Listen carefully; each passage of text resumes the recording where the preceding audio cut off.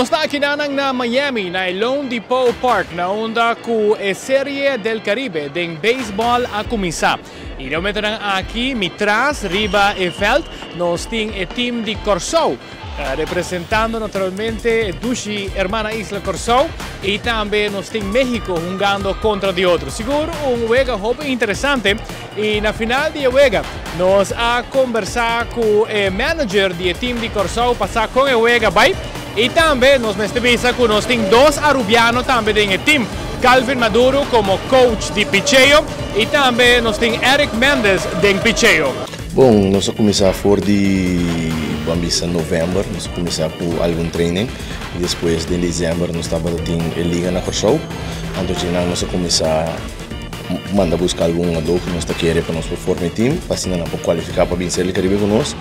Já nós queda treino, então em janeiro nós começar a treinar todo dia, dar de roupa duro, para assim não sair aqui na hora. Aí passar Calvin vai conosco, na o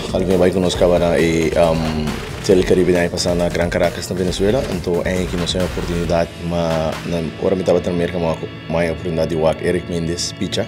Então, me gusta maneira que ela picha, então assim também nos acerquei, sabendo que tem passaporte holandês, acerquei para por bem ajuda-nos. Bom, eu já vai bom, den começamento nós casali cai atrás, pero mita agora para fora bem sangue bani minha divisão minha hora nós também bem, minha sai mita confia mostrando bem, em mês sem 3 carreiras, depois nós anotar par de carreiras mais, depois, pero depois de maneira visa Kevin Kelly esse tremendo trabalho. Pero ela cansa tiki, ela faz algo no picheio, então não compara a carreira de 9 anos, pero nós sabemos que Anthony Herrera para assim nós ser a vitória. O time para o time de México é um melhor time não. Me tinha seguido fora de hora não está acabando na invernal, não tem tremendo picheio, o pitcher que para não Mandy Barreda, então gai que me menção cune dentro time dia sem passar. Me sabe que é um bom pitcher, ele tem tremenda temporada no México aqui.